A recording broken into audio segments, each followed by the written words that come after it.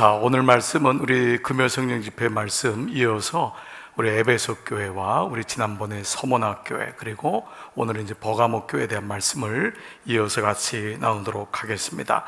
자, 여러분 오늘 이제 말씀에는 각 교회마다 찾아오신 주님의 이름이 좀 다르지요. 그 에베소 교회는 오른손에 7별을 붙잡고 7금초대, 7별은 사도요, 7별은 금초대는 교회를 두루 감찰하시는 그 하나님 주님에 대한 말씀이 나오고요. 서문학교에는 처음이요 나중이고 또 죽었다가 살아나신 분, 그 서문학교는 아주 고난 가운데 있었잖아요. 박해를 통과했기 때문에 그 주님이 그렇게 이제 나타나셨는데, 오늘은 이제 어떤 말씀이죠? 12절 말씀을 한번 같이 한번 보겠습니다.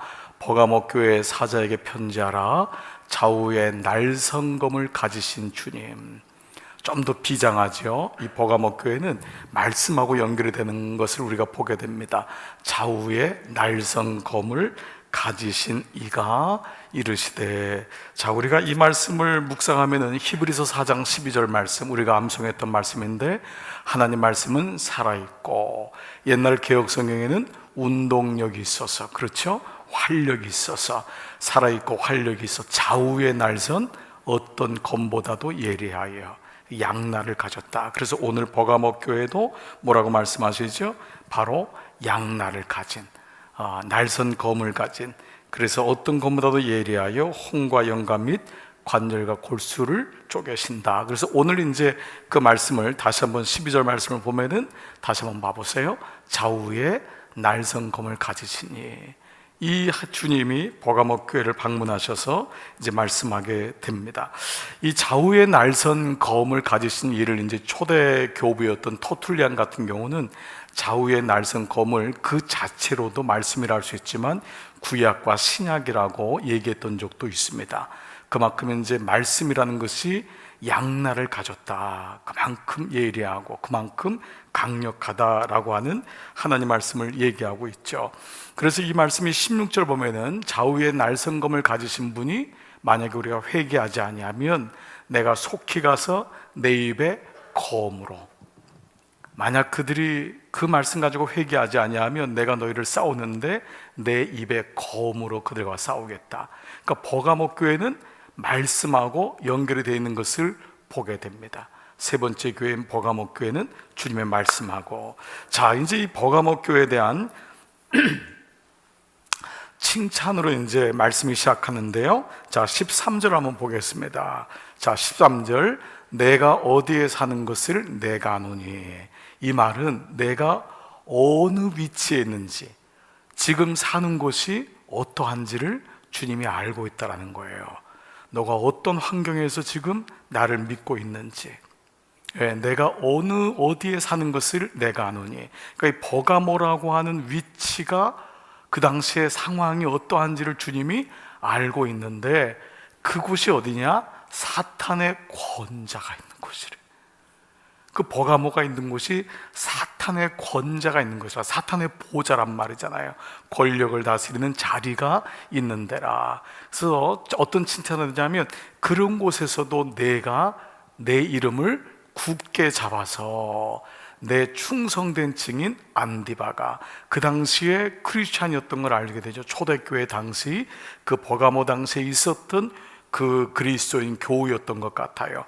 그 안디바가 너희 가운데 곧 사탄이 사는 곳에서, 그 버가모가 사탄의 권자가 있는 곳인데, 그곳에서 죽임을 당할 때에도, 순교를 당했다는 거죠. 순교를 당할 때에도 나를 믿는 믿음을 저버리지 아니하였도다. 자, 여러분 이 버가모가 어떤 상황인지 여러분 아시겠죠? 자, 그래서 이제 이 버가모에 대한 말씀을 우리가 묵상하게 되는데, 이 버가모의 상황이 사단의 권자가 있다 그랬죠. 버가모는 여러분 별로 좀 들어보지 못하신 분들이 많을 터인데요. 자, 소아시아 지도를 한번 보도록 하겠습니다. 자, 우리가 첫 번째 에베소, 그 다음에 그 위에 80km 정도 올라가면 서모나, 그 다음에 이제 버가모는 거기서 서모나에서 100km 정도 떨어진 내륙 지역에 있는 곳입니다. 그러니까 버가모는 어디랑 가깝냐 하면 그 바로 이 지중해를 건너면은 이 고린도를 가깝죠. 그렇죠? 그러니까 이 7도시 중에서는 이 내륙적으로 가장 이 이탈리아 쪽이랑 로마 쪽이랑 가까운 곳이 버가모 지역입니다. 이 버가모는 내륙 지역에 있는 곳인데, 무엇보다 이 버가모는 소아시아 지역에서 로마의 행정 수도였다고 합니다. 근데 그만큼 로마의 황제를 숭배하는 곳이었고, 이곳은 로마의 황제를 숭배하는 그런 지금도 유적들이 많이 있습니다. 실제로 그때의 그 하드리안 황제라든지 트라이안 황제의 좀 줄여주세요. 황제의 신상이 있고, 당시의 길이가 100m고 폭이 40m의 신전, 그러니까 길이가 100m고 폭이 40m의 신전이, 당시의 황제 신전이 있었다고 하니까 엄청난 그 규모의 신전이 있었음을 보게 됩니다.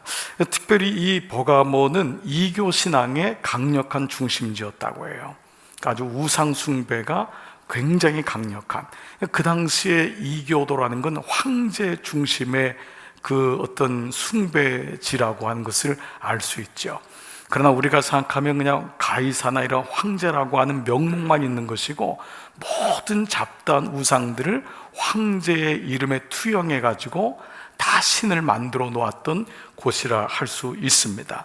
그러니까 이 사탄의 권자가 있는 곳, 로마 황제가 스스로가 자기가 신으로 여긴 거죠. 바로도 태양의 아들처럼, 시저라는 이름도 역시 황제였던 거죠. 그러니까 그러한 곳에 이 버가모 교회가 있었고 세워졌던 곳입니다. 그러니까 그 사단의 권자가 있는 곳에 있는 것을 주님이 알고 있었다. 그러니까 버가모 교회는 그러한 환경 속에서 주님을 믿었던 것입니다. 주님이 그것을 안다라고 하는 거예요. 그러니까 이 안다라고 하는 게 지금 모든 교회마다 주님이 안다는 거죠. 그러니까 이 안다라고 하는 말은 그 고난을 참고 그 환난 가운데서, 어려운 가운데서도 주님을 믿은 사람에게는 얼마나 위로가 되겠어요. 정말 이거는 너무 위로가 되는 거죠. 주님이 나를 알고 있다. 그러나 만약에 주님을 두려워하지 않고 자기 마음대로 산 사람에게 내가 너를 안다 라고 하는 것은 아주 두려운 마음이 되겠죠. 그런 이교도 중심의 그 지역에서, 사단의 권세가 있는 곳에서 버가모 교우들은 그렇게 주님께 칭찬을 받았어요. 어떻게 칭찬받았죠? 내 이름을 굳게 잡아서. 주님의 이름을 굳게 잡은 거예요. 흔들리지 않고 굳게 잡은 거죠. 그리고 나를 믿는 믿음을 저버리지 아니했다. 그러니까 믿음을 저버릴 수 있는 게 너무 쉽죠. 사실 우리 목숨이라는 게 얼마나 간사합니까?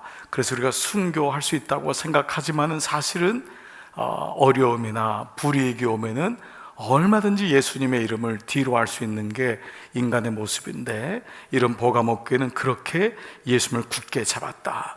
그러니까 왜 예수님이 이렇게 버가모 교회를 칭찬했을까? 그 예수님의 관심이 뭐냐? 그 진리를 붙잡고 있다는 거죠. 주님을 붙잡고 있다. 주의 말씀을 붙잡았다. 그러니까 예수님이 이 땅에 오신 이유도, 요한복음 이제 우리가 다음 주부터 이번 내일까지 레위기 말씀이 묵상되고 다시 요한복음으로 올라오는데, 요한복음의 주제가 뭐냐 하면 내가 진리다. 나는 길이요 진리요 생명이다. 그래서 그 진리를 너희가 붙잡을 수 있느냐? 그게 사실 제자들에게 하신 요한복음의 말씀이거든요. 그 말씀이 이제 쭉 연결되면서 우리가 고난 주간에 그 진리를 뿌리치고 다 도망가는 제자들의 모습을 보게 되는 것이죠. 주님이 세상에 빛으로 왔다. 진리를 증거하러 왔다. 그런데 그 진리를 붙잡고 있다는 것이 바로 주님의 가장 큰 관심이라는 것이죠. 그러니까 진리를 아는 것 소중하지만 안 만큼 붙잡을 수 있는 거잖아요. 그러니까 인식의 은총이 깊으면 깊을수록 붙잡는 거예요. 그래서 믿음이란 건 정의의 싸움이라고 했죠. 내가 어떤 데피니션을 가지냔 말이에요. 믿음이 뭐냐에 대한 정의, 헌신이 뭐냐에 대한 정의. 오늘 여러분들이 섬기고 있는 교회가 뭐냐, 거기에 대한 정의만큼 내가 교회를 섬길 수 있는 거예요. 직분도 마찬가지예요. 내가 직분이 뭐냐, 직분은 그냥 우습게 생각하면 안 됩니다. 하나님이 내게 주신 그 직분의 무게만큼, 책임만큼 내가 이 직분을 감당하고 있냐. 직분이 계급이라 생각하는 사람은 그 정도밖에는 못 섬기는 거예요. 그러나 그것이 사명이고 책임이고 하나님 주신 마음이라고 할 땐 그 직분에 대한 정의가 건강하고 바르고 분명하면은 흔들리지 않고 감당할 수 있는 거죠. 그러니까 믿음이란 건 정의입니다. 그러니까 정의가 흔들리면은, 데피니션이 흔들리면 자꾸 흔들리게 되는 거예요. 하나님 말씀에 대해서 명확한 정의를 가지면, 말씀드렸죠, 조폐공사에 있는 사람들은 거짓 화폐를 만지지 않습니다. 진짜 화폐만 만지기 때문에 거짓이 금방 드러나는 거예요. 여러분, 우리가 이단에 대해서 아무리 공부한다고 해서 이단에 안 빠지는 게 아닙니다. 하나님 말씀을 정확하게 알면은, 딱 들으면은 알게 돼요. 그러면서 이것이 문제가 있구나라는 것을 시간이 갈수록 명확하게 알게 돼요. 그래서 교회에 대한 성도가 하나님 말씀을 부단히 들으면서 그 하나님 말씀을, 참 말씀을 듣고 읽고 묵상하고 암송하고 그 말씀을 알게 되면은 거짓이 드러나는 것처럼 오늘 이 진리를 붙잡고 있었던, 저버리지 않았던, 왜 그럴까요? 버가모 교회는 데피니션이 있었던 거예요. 정의가 뭔지를 붙잡고 있었기 때문에 그들은 흔들릴 수 있었지만 돌아올 수 있었던 거예요. 그리고 우리는 그 가운데 이 버가모 교회를 향한 주님의 칭찬을 받을 수 있었던 것입니다. 그러니까 크리스찬에게 있어서 이 진리는 양보할 수가 없는 거예요. 하나님 말씀이 뭐냐, 믿음이란 뭐냐, 이럴 땐 이렇게 하고 저럴 땐 저렇게 하고, 거기에 대한 정의를 가지는 사람은 직장을 다니면서 얼마든지 자기가 플렉시블하다는 생각으로 여기도 가고 저기도 가다 보니까 믿음을 잃어버리게 되는 거예요. 믿음에 대한 순결성, 순수한 믿음, 분명한 믿음이 어떤 것인지, 양보할 수 없는 분명한 그 믿음에 대한 정의가 있을 때 그는 흔들려도 끝까지 갈 수 있는 거죠. 붙잡을 수 있는 거죠. 진리는 나눠질 수 있는 게 아니에요. 타협할 수 있는 게 아니에요. 선택 가능한 것이 아니에요. 그 중에 바로 이 안디바라고 하는 사람이 죽임을 당했다라고 나옵니다. 저는 이 말씀을 이제 오늘 이렇게, 어제도 같이 이 말씀 몇 번 읽다가 이 안디바라는 이름을 왜 넣었을까? 마치 이런 거예요. 그 안디바에 너 이름이 들어갈 수가 있냐? 우리 교회 교우들이 많지만은 그 사람은 흔들리지 않았다. 그 사람은 흔들리지 않았다. 그래서 여러분이 안디바가 누구냐를 묻는 것이 아니라 너는 안디바냐? 이 안디바라는 단어에다 동그라미를 치고 내 자녀의 이름, 내 이름이 들어갈 수 있느냐? 내 남편은 안디바에 들어갈 수 있느냐? 그는 직장 생활하고 높은 곳에 올라가고 은퇴를 하고 여러 가지 삶의 변화가 있어도 여전히 주님을 붙잡고 여전히 그는 믿음을 저버리지 아니할 수 있느냐? 믿음을 저버린다는 것은요, 처음과 마지막을 끝까지 완주했다는 거예요. 다시 말씀드립니다. 여러분, 돌잔치 크게 하는 게 중요한 것이 아니라 장례식 잘해야 돼. 인생은 끝나는 거예요. 중간에 아무리 생일 크게 봤자 소용없어요. 마지막이 중요해요. 완주가 중요한 거예요. 42.19의 마라톤은 긴 여정이에요. 중간에 1등으로 달려도 그때 스포라이트는 잠깐 받아요. 그러나 쓰러지거나 다른 데로 가면은 그는 완주하지 못하는 거예요. 비록 천천히 가도 완주하면 스타디움에서 많은 사람들은 그가 완주할 때까지 박수를 쳐주는 거예요. 하나님 나라의 완주도 마찬가지예요. 빨리 가냐 늦게 가냐 1등을 하냐 이것이 중요한 게 아니에요. 끝까지 완주하여 오늘 말씀처럼 믿음을 저버리지 아니했다. 끝까지 가는 거예요. 그게 믿음의 여정인 거죠. 안디바는 그랬던 사람 같아요. 안디바는 이 사람에 대한 출생도 나와 있지 않고 출신도, 이 사람이 부자냐 아니냐, 어떤 자녀를 가졌냐 안 나와 있어요. 근데 그는 한 가지가 있어요. 믿음을 저버리지 않았다는 거예요. 그는 한 가지가 있어요. 믿음을 굳게 잡았다는 거예요. 굳게 잡지 않으면은 이 봉은, 가지고 있는 믿음의 이 하나님 주신 성경 말씀은 떨어져 나가는 거예요. 그래서 우리가 1:1 양육할 때 여러분 이 손을 붙잡는 이 5가지의 손을 배웠잖아요. 그렇죠? 이 어떤 손가락 하나도 손가락이 약해지면 이 성경은 빠지는 거예요. 이 5건이 온전히 손에 잡힐 때만이 성경을 굳게 잡을 수 있는 거예요. 그러므로 이 안디바는 그랬던 사람이에요. 그러면 안디바에게 어떠한 고난이 왔을까? 그건 딱 한 가지예요. 안 봐도 알아요. 네가 시저의 이름을 고백하면, 시저가 주님이라고 하면은 너는 죽지 않는다. 불이익당하지 않는다. 그거 못하느냐 말이에요. 그거 못하느냐. 예수의 이름, 예수가 주가 아니라 시저가 주님이라고 한마디만 하면 된다. 이 한마디만 하면 네 자녀도 풀어주고 네 아내도 풀어주고 그리고 너의 인생도 살 수 있다. 그러나 안디바는 그렇게 하지 않았습니다. 그래서 오늘 죽음을 당했던 거예요. 예수님만이 나의 주님이시다 라고 고백할 수 있었던 것이죠. 자, 이런 의미에서 버가모 교회에는 거룩한 순교의 피가 흐르고 있었던 거예요. 우리나라를 하나님이 왜 이렇게 사랑하실까? 이 많은 나라 중에 우리나라는 복음의 본토 지역이 아니잖아요. 오랫동안 우상 숭배하고, 우리나라의 말로 버가모죠. 사탄의 권세가 있었던 곳이잖아요.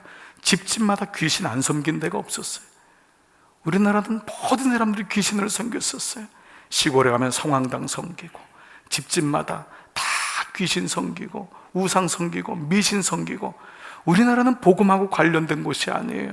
그리고 여러분 아시는 대로 영국과 미국에 있는 복음주의자들, 선교사들이 우리나라를 타켓으로 온 나라가 아니에요.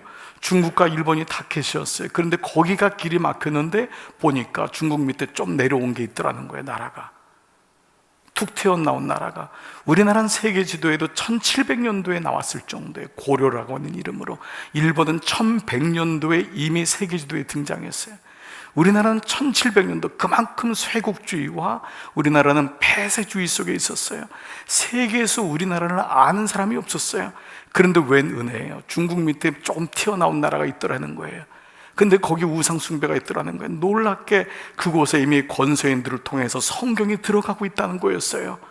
저 나라에 하나님 복음이 전해진다면 그것이 선교사들의 마음을 변했는데 누가 준 걸까요? 하나님이 그들에게 주신 거예요. 큰 나라 중국을 가지 말고, 그 당시 경제적으로 이미 활성화가 된 일본이 아니라 저 작은 나라, 그 나라에 가라. 웬일입니까? 그곳에 복음이 들어오면서 사탄의 권세가 있었던 이 조선 땅이 지금 어떻게 바뀌었어요? 그러니까 놀라운 하나님의 은혜가 있는 거예요. 그래서 지금까지 기독교 역사상 가장 많은 순교자가 있었던 나라가 우리나라입니다. 그러니까 여러분들이 꼭 가보실 때가 있어요. 이 한강토에 있는 바로 순교자 묘역이에요. 여러분 거기 꼭 가보세요. 다른 데 가서 걷는 것도 좋고 한데 거기 좀 가보세요. 거기 가보시면 마음이 숙연해져요. 거기에 많은 무덤들을 한번 봐보세요. 무덤을 보면서 거기 적혀진 이름들을 봐보세요. 그게 우리나라 개신교의 역사라니까요. 그거를 보는 거예요. 100주년 기념관도 보시고 거기 한강터에 있는 무덤들을 쭉 보시면 그곳이 성지순례가 돼요. 근데 기독교인 중에 거기 안 가본 분들이 의외로 많아요. 꼭 가보시기 바랍니다. 갔다 왔는지 안 갔다 왔는지 제가 확인하겠습니다. 네, 정말 시간 될 때면 꼭 가보세요. 꼭 가보세요. 이런 마음속에 이렇게 믿음을 위하여서 순교할 수 있었다니 정말 놀랐구나.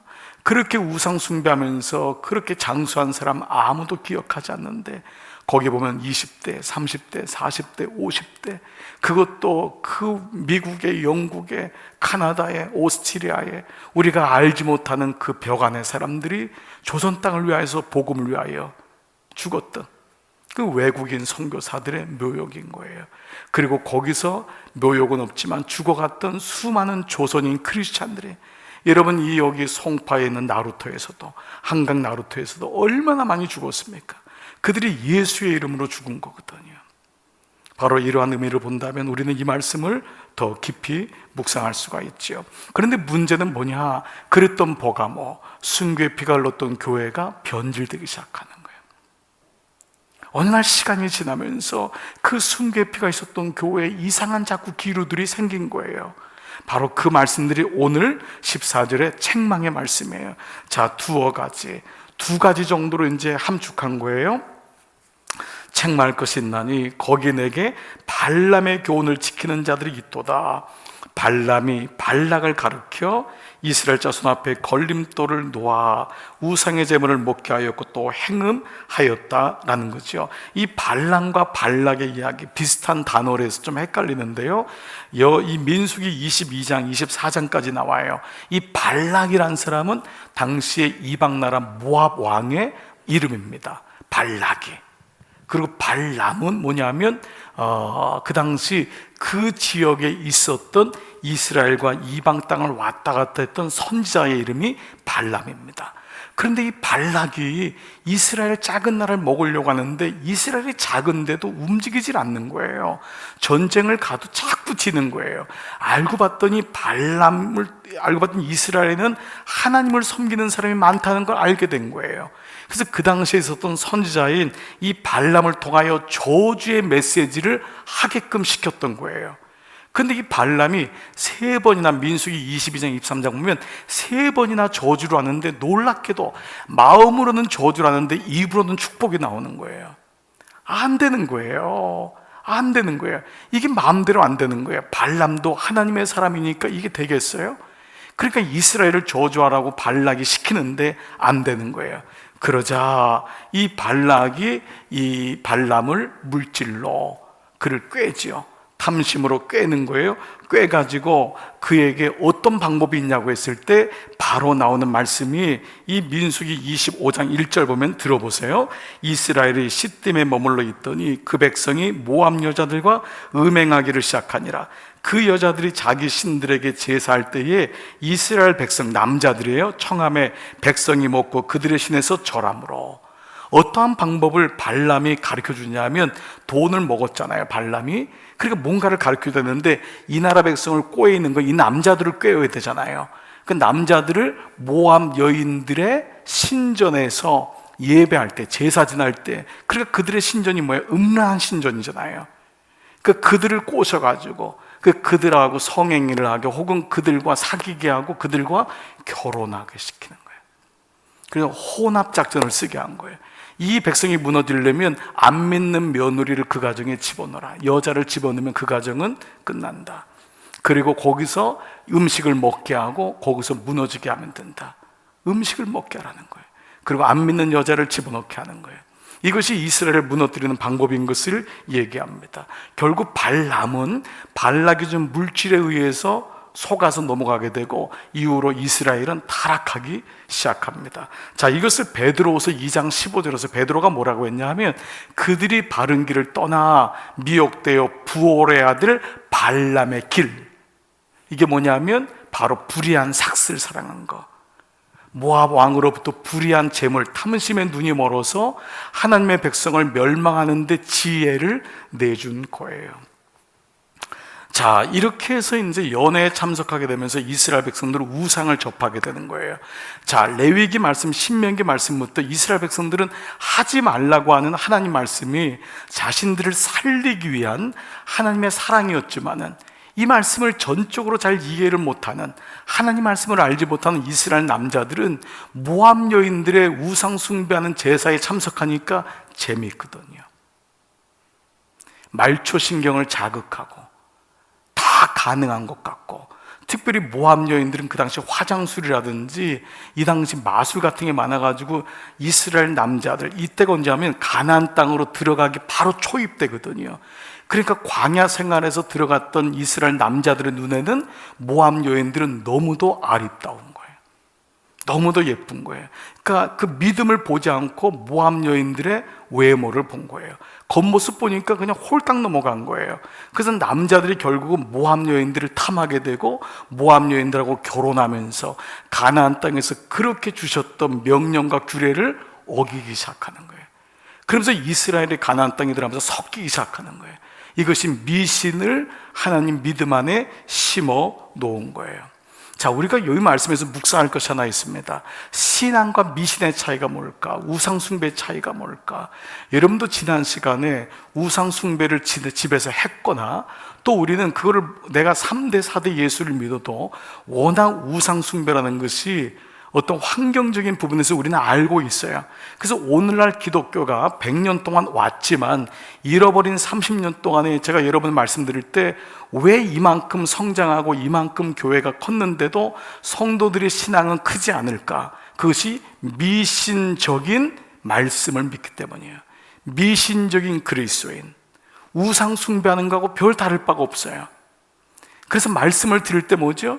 그 말씀이 자기의 축복, 물질적인 축복, 저는 오늘 아침에도요, 기독교 신문의 밑에 조그만 광고가 나갔는데, 이런 광고에 기도원 광고하고 무슨 목회자 집회 준다는 광고인데, 무병장수. 아니, 목사님이 거기 나와서 집회를 하는데, 집회의 특징이 뭐냐면 무병장수예요. 여러분, 그런데도 거길 가는 거예요. 그리고 자녀 미래 예언 100% 맞음. 목사님들 좀 집회 내용이에요. 나는 그 신문사가 그런 내용들을 실어주는 것도 정말 이상해요. 어떻게 이걸 실어줄까? 무병장수, 자녀 미래 100% 확신, 전 보는 거예요. 무당도 이런 무당이 어디 있어요? 그러면서 사업 번창, 집회만 초청하면 그거 해주겠다는 거예요. 오늘날 한국 교단에 있는 간증은 대부분 뭐죠? 돈 많이 벌었고 극적으로 살았고 그래서 우리는 이렇게 살았다. 여러분도 그렇게 살기 바랍니다. 다 아멘한 거예요. 그러나 사실 말씀은 모르고 있었던 거예요. 하나님 말씀 모르고 있었던 거예요. 우리가 그런 의미로 본다면 여러분에게 제가 일전에 썼던 칼럼의 내용을 한번 여러분 그대로 한번 읽어볼게요. 무당을 찾아간 사람이 두 손을 비비며 기도하는 모습을 보라. 그리스도인들이 하나님께 기도하는 모습보다 훨씬 더 경건하다. 굿을 잘하기 위해 용한 무당에게 희사하는 금액을 알아보라. 그리스도인들이 하나님께 바치는 헌금보다 훨씬 더 많다. 사람들이 용한 무당에게 받는 부적을 얼마나 소중하게 간직하는지를 관찰해보라. 그리스도인들이 하나님 말씀인 성경을 소중히 여기는 것보다 훨씬 더 귀하게 다룬다. 하지만 그들을 가르쳐 어느 누구도 신앙인이라고 부르지 않으며 미신을 쫓는 자라고 말한다. 그렇다면 미신과 신앙의 차이는 무엇인가? 미신은 인간이 돈이나 능력 혹은 재주로 신의 마음을 달래서 자신의 목적을 성취하려는 것이 미신이다. 미신이 뭐냐? 인간이 돈이나 능력, 재주로 신의 마음을 달래서 자신의 목적을 성취하는 것이 미신이다. 이런 경우에 자신은 결코 변하지 않는다. 즉 자신은 그대로 있으면서 재주껏 신의 마음을 돌이키려고 하는 것이 미신의 특징이다.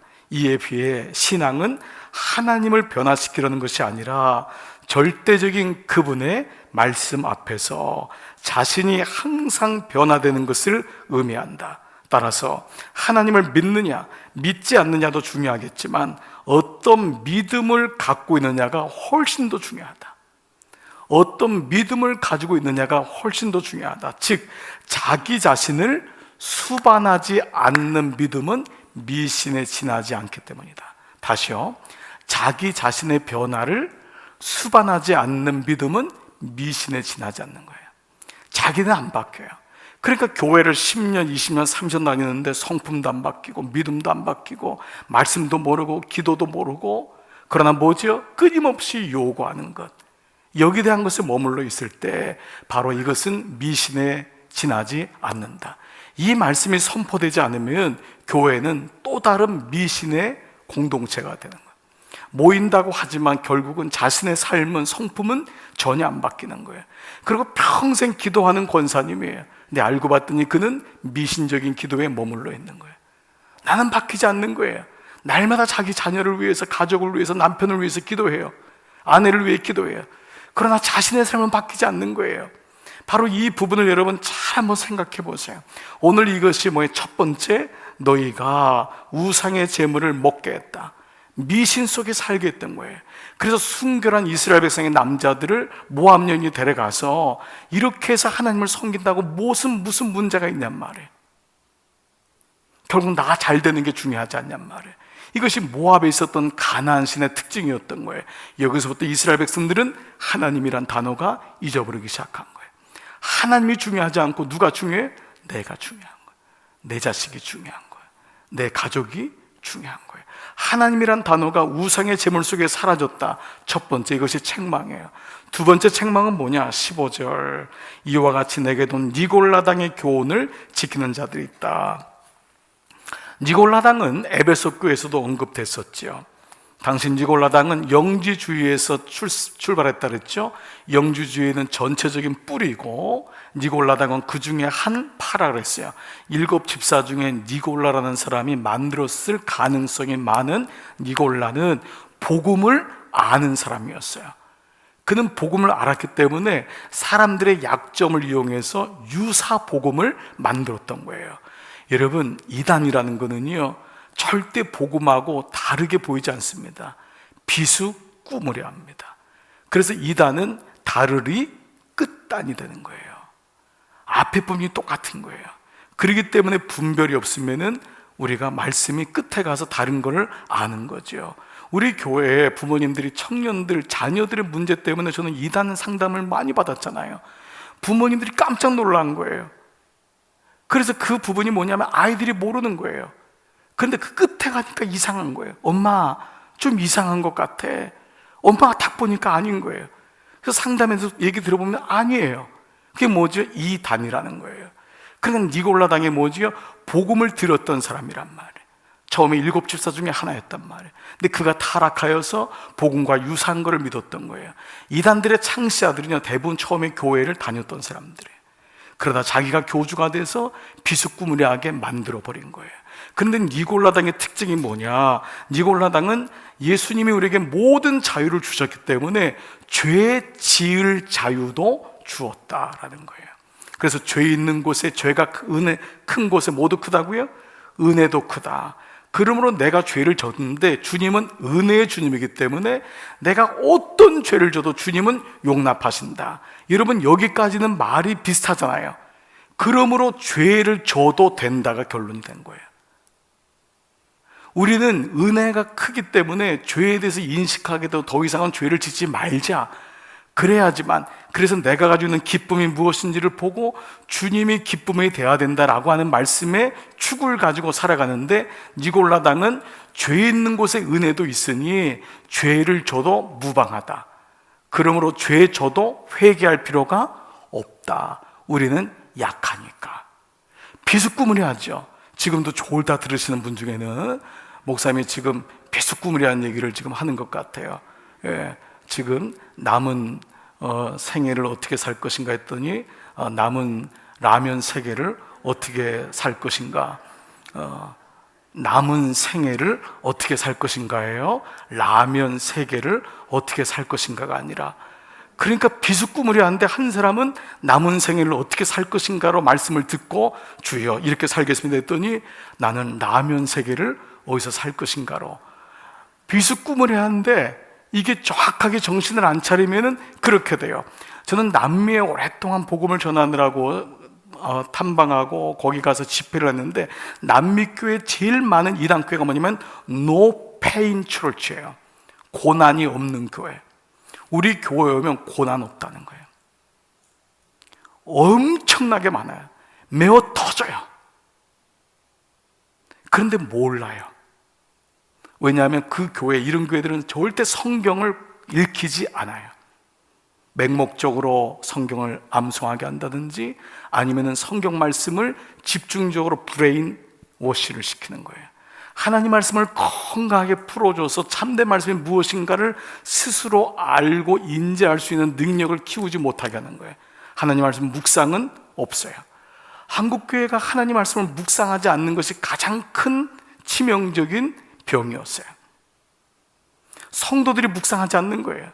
그러니까 교인들이, 목사가 무슨 설교를 해도 저게 옳은지 그른지조차 몰라요. 부흥에 와서 엉뚱한 얘기를 하는데도 그 말씀이 무엇인지를 몰라요. 그냥 웃다가 그냥 끝나버리는 거예요. 그래서 요즘 와가지고 부흥회를 원하지 않는다는 것이 성도들의 요구가 된 거예요. 우리 목사님 부흥회 안 해도 돼요. 이상한 거 안 들어도 돼요. 우리 목사님 말씀만 전해주세요. 우리 말씀 묵상하고 싶어요. 건강한 교회들의 성도들이 일어난 것이 말씀 묵상인 거예요. 오늘 우리가 이런 부분들을 봐야 돼요. 그리고 또 하나 교회가 뭐냐면 풍요교회.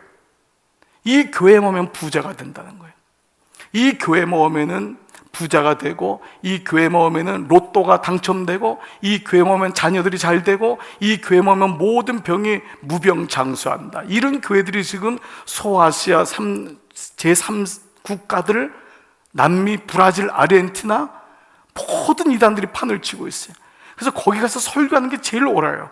말씀을 가지고 공부하면 다 자요. 그러다 축복받으라 하면 다 깨서 아멘 막 춤춰요. 1시간 동안 막 찬송하면 춤춰요. 손 들고 막 찬양하고 춤춰요. 그 자체로는 믿음이 있는 것 같아요. 방언해요. 거룩해요. 근데 말씀 시간은 다 자요. 이걸 어떻게 하면 좋아요? 이걸 어떻게 하면 좋아요? 노페인 하면 막 할렐루야 막 그래요. 부자가 되라 그러면 막 부자가 돼요. 한 브라질 교회는 안경을 다 벗어서 밟아요. 눈이 나아졌다는 거예요. 주님이 진흙으로 이겼기 때문에 실로 한번 보라. 안경을 밟으라는 거예요. 그래서 막 간증하게 해요. 사람들은 막 환호 지르는 거예요. 우리 교회는 다 병 낫는다. 근데 그 다음부터 그 교회는 이단이 돼요. 목사는 이단을 만들었던 사람인 거예요. 이런 일들이 왜 그럴까요? 분별이 없으면. 지금 버가모 교회가 지금 그렇게 돼가고 있다는 거예요. 그래서 지금 오늘 말씀으로 내가 싸워서 이기겠다. 입에서 나온 검으로 그것밖에는 이길 방법이 없다. 너희가 지금 변질되고 있다.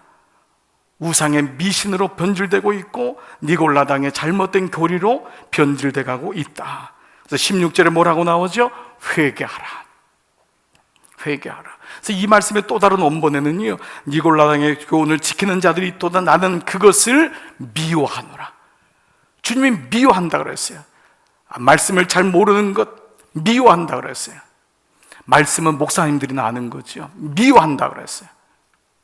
저는 말씀을 몰라도 돼요. 미워한다 그랬어요. 내가 그를 미워한다. 니골라당의 얘기를 들으면서 어떤 생각이 들까요? 우리가 한 가지 좀 교정하고 분명히 깨달아야 될 것이 있습니다. 그것은 오늘날의 사조와 가치 속에서도 오늘날의 그것을 따라가는 우리의 모습을 보게 됩니다. 제가 지난주에 한 프로를 우연히 집사람이랑 TV를 보다가 깜짝 놀랐어요. 정상적인 프로예요. 뭐 케이블 TV 같은 게 아니에요. 아주 유력한 방송국인데 고딩 부부예요. 난 처음에 깜짝 놀랐어요.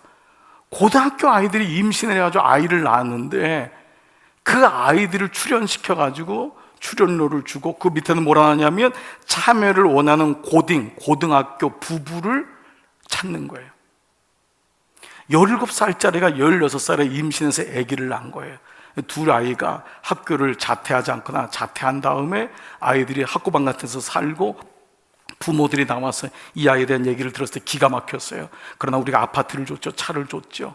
어떤 애들은 그 둘이서 막 끙끙대면서 애를 기르고 16살짜리 17살짜리 여자아이가 그 모유를 만들지를 못해가지고 이 닭광도 하나 쓸지도 못하고 이거를 보여주면서 물론 취지는 이해가 돼요. 요즘 그런 아이들이 많다고 하는 것을 경각심을 보여줄 수도 있어요. 근데 어느 날 그걸 보면서 그 밑에 있는 게 참여를 원하는 고등 부부들은 연락 주세요. 이게 여러분 알지 못하게 오늘날에 TV를 보면서 여러분들이 어쩔 수 없어요. 이제 이것이 우리에게 드러났기 때문에. 그러나 뭐지요? 이 번호판을 가지고 있는 나는 분별 안 하면 안 되는 거예요. 이게 아니면 안 되는구나. 빨리 가지 않으면 그냥 앉아가지고 정말 말도 안 되는 사조에 흘러가게 되는 거예요. 가구업계의 애플, 우리가 전화기 애플이라고 하는 가게업계의 애플이라고 하는 이 회사가 있습니다. 허먼 밀러라고 하는데 여러분 아마 의자가 집에 있을 수도 있어요. 이런 의자인데 물론 저도 이제 제 방에 이 의자가 있길래 이게 허먼 밀러가 있더니 메이드 인 차이나가 이렇게 써져 있더라고요. 속았어요. 근데 이게 의자가 얼마냐면 300만 원이에요. 기본이 250만 원. 물론 기본 150만 원짜리도 있지만 의자 하나가 250만 원. 허먼 밀러사. 이게 가구의 애플이라고 하는 거예요. 그래서 말씀드렸듯이 여러분 제 방에 있는 의자는 모양은 허먼 밀러인데 메이드 인 차이나입니다. 여러분 믿어주세요. 그런데 여러분 이 허먼 밀러의 이 워커 회장이 지난달에 어떤 이 스테이트먼트를 썼냐면 이런 단어를 썼어요. 소비자 말 듣지 마라. 띄워줘 보세요. 소비자 말 듣지 말라. 자, 여러분 충격적인 말이에요. 가구업체가 소비자들의 의견을 듣잖아요. 무엇이 편하고 무엇이 안락하고. 이 말은 소통하지 말라는 게 아니라 우리 회사는 이미 여기에 대한 노하우를 가지고 있기 때문에 우리 회사만의 독특성을 가지고 승부한다. 언제까지 쫓아다니겠느냐? 언제까지 이 얘기 듣고 여기 가서 이거 만들고 여기 가서 이거 만들고. 이거는 중소업체들이나 이거는 작은 데는 할 수 있다. 그러나 우리 회사는 지금까지 모든 노하우를 가지고 이미 소통하고 있기 때문에 이제 우리는 우리 나름대로의 소신, 우리 나름대로의 목표를 가지고 간다. 대세라고 하는 것에 따라가지 말고 우리 중심에 가자. 소비자 말 듣지 말라. 잘못 들으면 소통하지 말라고 들리겠지만 그 말이 아닌 거예요. 우리에게 중심을 잡자. 우리는 그만한 능력이 있다. 우리는 그만한 프라우드가 있다 라고 하는 메시지였어요. 말씀을 묵상하는데 계속해서 이 생각이 드는 거예요. 오늘날 한국교회가 우리가 그리스도인이 이렇게 힘을 잃은 이유가 뭘까? 진리에 관해 있어서 너무도 세상에 귀를 기울이는 거예요. 예수 믿는 것에 있어서 사람들하고 얘기하면서 믿는 거예요. 야, 이런 데도 교회 가면 되냐? 이만하면 됐지 뭐. 이만큼 하면 됐지 뭐. 이만큼 드리면 되지. 우리는 계속해서 세상의 소리를 듣고 타협하고 하나님께 나가는 믿음을 붙잡는 것이 아니라 이 정도면 대충 했으면 되질 않냐, 세상이 이러한데 라고 하는, 그래서 니골라당의 교훈을 듣고 혹은 우상숭배의 잔을 서로 나눠 마시면서 그렇게 가는 거예요. 근데 저는 이 말씀이 묵상이 되면서 이렇게 되는 거예요. 우리가 복음을 안다는 것은 세상을 이해하지 말라는 게 아니에요. 세상을 이해하는 것도 필요하지만 묵묵히 교회가 지탱해야 될, 그리스도인들이 은밀하고 위대하게 가지고 가야 될 것이 있냐라는 거예요. 우리 교회가 세상에서 이 파도 속에서 가져가는 은밀하고 위대한 게 있냐라는 거예요. 그 권사님이 세상 속에 살지만은 그 권사님이 가지고 있는 은밀하게 위대하게의 그 소신이 있냔 말이에요. 저는 이 말이 이렇게 들렸어요. 소비자의 말보다 창업자의 말에 먼저 귀 기울이게. 소비자의 말보다도 우리를 만드신 하나님의 음성에 더 귀를 기울이자는 거예요. 이것이 어찌 보면 우리가 가야 될 모습이기도 한 거예요. 세상과 소통하고 세상을 이해하고, 우리가 그러나 더 중요한 거 있어요. 이것이 기업적인 메시지로 말씀을 됐다면 하나님의 음성, 하나님의 음성에 귀를 기울이지 않고 세상에 이러니까 이렇게 따라가고 또 이런 것도 이 프로그램하고 또 저렇게 바꿔보고, 이것이 아니라는 거예요. 모든 사람들이 말씀 볼 시간이 없어요. 모든 사람은 이 바쁜데 묵상을 어떻게 해요? 3분짜리도 안 봐요. 목사님 설교 길게 할 필요도 없어요. 다 자요. 우리가 얼마나 많은 시대 속에 목소리가 교회까지 들어와서 예배도 50분 이상 하면 힘들어요. 우리 교회가 지난 3년 동안 말씀 공동체, 예배 공동체로 부단히 쌓았던 이유가 뭐예요? 우리 교회의 실수, 실패를 더 돌아가지 말자. 좋은 교회였잖아요. 좋은 교회였고 다 좋은 분들이 모였어요. 그러나 좋은 사람이 모이고 좋은 교회가 좋은 건물이 있어도 하나님 말씀이 없으면 그건 오래가지 못하는 거예요. 하나님 말씀이 없으면. 이것이 예배 공동체, 예배에 대해서 포커스했던 거예요. 우리 목사님들이 다 열심을 쏟고 그 마음 가지고라도 목사가 저렇게라도 피를 쏟으니까 예배를 드려주자라고 하는 분들도 있었어요. 심지어 그렇게라도 예배에 집중하자는 거예요. 그냥 아무 기대 없이 와가지고 앉아있다 그냥 가는 것이 아니라 준비된 말씀에 대해서 그 말씀의 기대를 가지고 예배에 대한 변화를 가지고, 그것이 예배 공동체로 왔던 거예요. 그러니까 예배 공동체 뭐가 공동체예요? 그건 성령의 조명에 의해서 말씀상과 떡상 그리고 바로 촛대가 있는 거잖아요. 성령의 조명은 말씀과 함께 가고 말씀은 성령으로 인하여서 우리가 어디로 가는지를 알게 하는 거잖아요. 이것이 말씀 묵상이 우리가 지난 시간 여기가 요만큼 왔던 거예요. 너무 잘 오고 있는 거예요. 저는 지난 한 2년 정도에 이만큼 묵상의 수준으로 묵상을 한다는 것은 정말 감사한 거예요. 이건 우리 교우들의 성품이고 우리 교우들의 마음이에요. 이거는 정말 교우들은 준비됐구나. 목회자가 준비가 안 됐을 뿐인 거예요. 목회자가 말씀을 묵상을 안 하는 거예요. 목회자만 제대로 묵상하고 목회자만 키를 열어주면은 성도들은 얼만큼든지 말씀을 따라올 수 있다라는 것이죠. 자, 그러한 가운데 우리가 꼭 해야 될 건 뭐예요? 교회가 커지고 1부, 2부, 3부, 4부 드리고 사람들이 온다고 해서 만족하면 안 된단 말이에요. 이것은 우리가 교회의 본질인 원투원, 예수님이 한 사람 한 사람에 관심을 갖고 바울이 한 사람을 세웠고 아비의 마음으로 세웠듯이 복음의 본질은 1대1이라는 거예요. 예배 가운데 앉아있다고 속지 말자는 거예요. 속회 가운데 앉아있다고 성교 가운데 온다고 속지 말자. 그들의 믿음은 1대1로 돼야지 증명되고 자기를 알게 되고 그리고 동반자가 되고 양육자가 될 때 아비의 마음을 알 수 있다. 그래서 우리는 이제 양육 공동체로 올해부터 3년을 가기로 한 거예요. 3년 동안 어떤 모습으로 변화될지 저는 기대가 되고 이제부터 정말 본격적인 기도를 하게 돼요. 우리 박소영 권사님 기도할 때 이번에 이제 1대1 드디어 양육자반이 시작합니다. 양육자반은 내가 양육을 할 수 있는 자격이 있으니까 이거는 정말 모르는 분이에요. 여러분 스스로를 위한 거예요. 내가 자격이 있어 누구를 가리키는 게 양육이 아니에요. 그건 양육을 잘못 개념. 지금까지 제가 얘기했던 것을 아직도 모르고 있는 부분이에요. 양육은 내가 누구를 양육할 수 있기 때문에, 동반자는 밑에 있기 때문에 누구 밑에서 말씀을 배운다는 그런 차원이 아니에요. 같이 한 사람 한 사람이 인격적인 관계를 통해서 함께 세워져 가는 과정이 양육자의 과정이에요.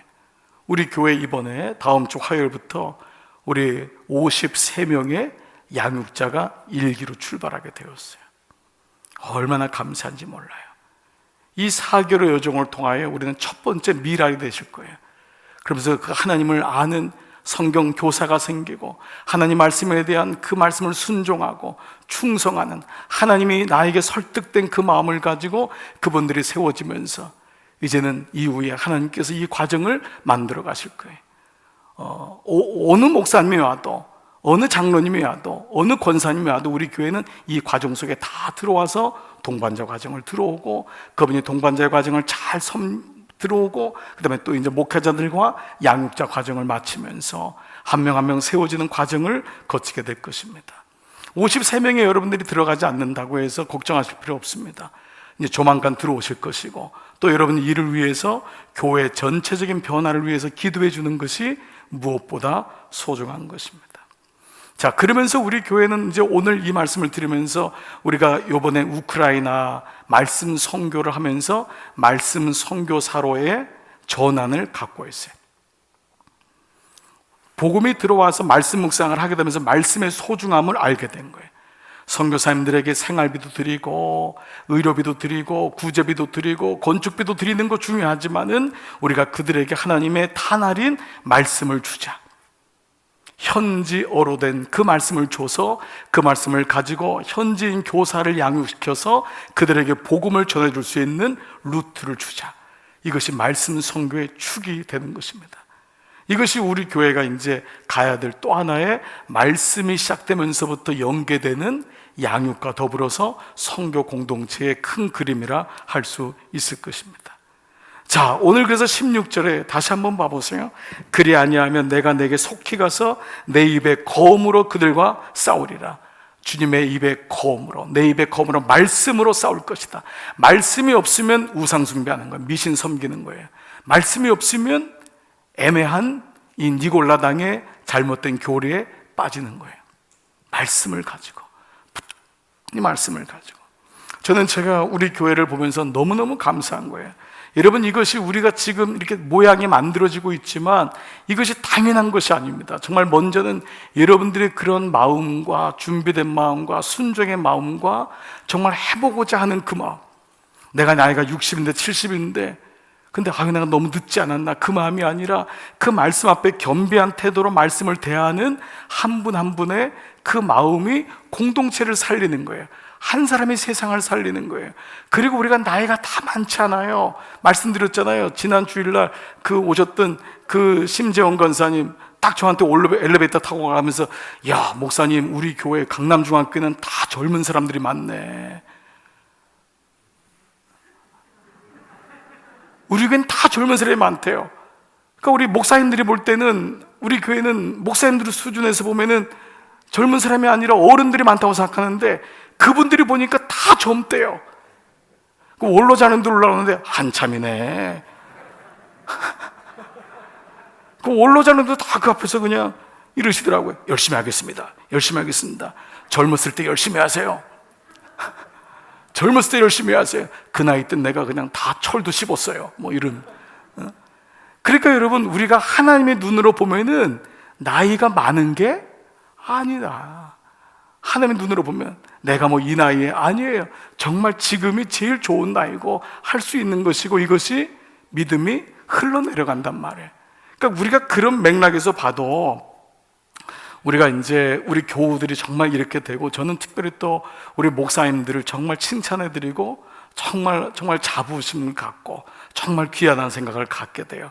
근데 아마 이것은 연계되는 거예요. 목사님들도 그걸 아세요. 그래서 여러분들에게 고마워 하시는 거예요. 목사는 청중이 건강하지 않으면 절대 목사는 실력이 발휘가 안 돼요.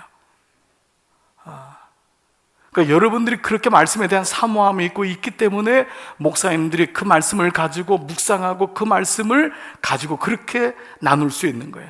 제가 우리 목사님들 옛날에 했던 설교를 다 들었거든요. 근데 이렇게 잘하지 않으세요. 정말이에요. 제 목사님 어디 있어요? 아멘. 조 목사님 아멘. 한 목사님 아멘. 네, 다 그래요. 정말 그건 뭐냐면 목사님들이, 성도들이 그렇게 사모하고 그럴 때 말씀을 주고 싶어하는 그 마음이 생기기 때문에 그 목사님들에게도 그 양날의 검이 세워지는 거예요. 근데 저는 정말 우리 교회 부목사님들, 전사님들 보면은 다른 교회 정말 몇 배 정말 귀해요. 안 그런가요? 정말 귀해요. 여러분들 그런 마음 드실 거예요. 정말 목사님들 귀해요. 그러니까 좀 자주 밥도 좀 이렇게 대접해 드리시고 좀 그렇게 좀 하세요. 아멘 안 할 줄 알았어요 내가. 그러니까 여러분 얼마나 좋은 거예요. 정말 이런 모습들, 이것이 또 장로님들부터 권사님들까지 이것이 교회 모형이 만들어가는 거예요. 외롭고 힘들어도 여러분이 그 길을 걷다 보면은 결국 청장년들도 따라 붙고 청년들도 붙고, 이것이 우리가 만들어가는 과정입니다. 자, 그래서 축복의 말씀이 뭐냐? 17절. 이렇게 말씀의 검을 가지고 주님의 싸워서 이기면은 귀 있는 자는 성령이 교회들에게 하시는 말씀을 들을지어다. 이기는 그에게는 내가 감추었던 만나를 주고 또 흰 돌을 줄 터인데 그 돌 위에 새 이름을 기록한 것이 있나니 받는 자밖에는 그 이름을 알 사람이 없느니라. 마지막 말씀인데 여러분 잘 봐보세요. 하나님의 때가 이르게 되는데 두 가지의 현상이 나타난대요. 첫 번째, 감추었던 만나. 자, 만나란 건 뭐죠? 하나님 말씀이잖아요. 그렇죠. 광야에서 이것 없으면 살 수가 없는 거예요. 주님이 만나, 근데 내가 영생하는 만나라 했잖아요. 그렇죠. 주님이 너희는 광야에서 떡을 먹었듯이 내가 그 살아있는 떡이다. 그 주님이 만나라는 것을 말씀하는데 첫 번째 만나가 뭐죠? 감추었다는 거예요. 말씀을 아는 사람이 많지 않아요. 그 말씀이 감추어졌어요. 감추어진 보물이에요. 드러난 보물이 아닌 거예요. 그래서 첫 번째, 감추어진 보물을 내가 너에게 주겠다. 아무에게나 발견되는 것이 아니다. 내가 그 감추어졌던 것 너에게 줄 것이고, 두 번째는 뭐예요? 돌 위에 새겨진 이름. 흰 돌을 준다는데 그 당시는요, 이 소아시아 지역에는 어떤 게 유대 나라와 풍습이 있었냐면, 이 사람 법정에 가면은 법에서 승소한 사람에게는 흰 돌을 주고 진 사람에게는 검은 돌을 줬습니다. 그리고 실제로 소아시아 지역에는 버가모 지역에도 그랬을 거예요. 극장에 들어갈 때 표 대신에 준 게 흰 돌을 준 거예요. 흰 돌은 뭐예요? 이기는 자. 흰 돌은 뭐예요? 통과하는 자. 그것이 흰 돌이라는 의미입니다. 그래서 이 말씀을 들었던 버가모 교인들은 이게 무슨 말씀을 하는지가 금방 알았을 거예요. 흰 돌을 줘? 그건 뭐죠? 나는 이기는 자요, 나는 통과한 자구나. 근데 흰 돌을 주는데 그 돌 위에 새 이름을 기록한 것이야. 내 이름이 아니에요. 옛날에 썼던 이름이 아니에요. 새 이름, 새로운 살 길이요. 형제들아, 그러므로 형제들, 우리가 예수의 피를 힘입어 성소에 들어갈 담력을 얻었나니 이 길은 우리를 위하여 휘장 가운데로 열어놓으신 새로운 살 길이라. New and living way.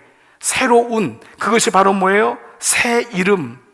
근데 이 새 이름도 이 말씀을 듣는 버가모 교인들에게 이상한 말씀이 아니에요. 왜냐하면은 출애굽기 28장에 보면은요, 이 제사장의 이 호마노, 이 옷을, 에봇을 만들 때 어떻게 했냐면 호마노 2개를, 호마노가 돌이거든요, 보석이잖아요. 그 뜻에는 에벤이라고 하는 돌 이름이 호마노의 뜻이에요. 돌 2개를 가져다가 그 위에 이스라엘 아들들의 이름을 새기되, 이스라엘 아들들의 이름을 새기되 그들의 나이대로 6 이름을 한 보석에, 나머지 6 이름은 다른 보석에 6지파를 2 돌 위에 세우라는 거예요. 새기라는 거예요. 이스라엘 야곱의 12 아들들의 이름을 호마노 2개에다가 새기라는 거예요. 그러니까 흰 돌에다가 새긴다는 말씀이, 이 말씀을 듣는 초대교인들은 무슨 말씀인 줄 알았던 거예요. 그러면은 버가모는 사탄의 권자가 있었던 이방인들의 도시였단 말이에요. 그 사람들은 유대인들, 거기서 예수를 믿는 사람은 이방인들이 대부분이었어요.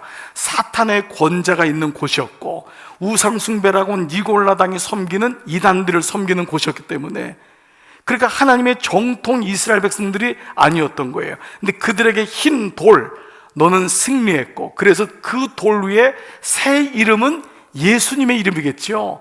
예수 그리스도, 너희가 지금까지 받아보지 못한 예수의 이름을 주겠는데 그 이름을 알 사람이 없도다. 근데 이 말씀은 이사야 56장에 여호와께 연합된 이방인들은 고자가 아니다, 너희들은 돌 감람나무가 아니야. 구약에서는 고자, 신약에서는 돌 감람나무.